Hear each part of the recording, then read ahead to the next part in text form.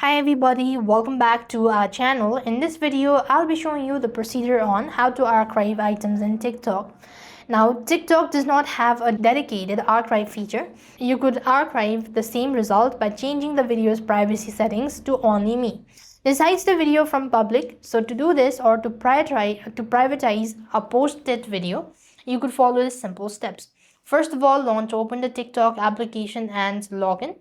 After which, what you need to do is here on this section, you simply want to click on the profile button, and then you could go ahead and select the draft. Let's say this is the one, and you could just go ahead and click on the share button, and you could just go ahead and click on the next once again, after which you could just see everyone can see this post, right? You click on this and then you just need to click on only me. So this is going to be the archive feature or the archive tool, let's say.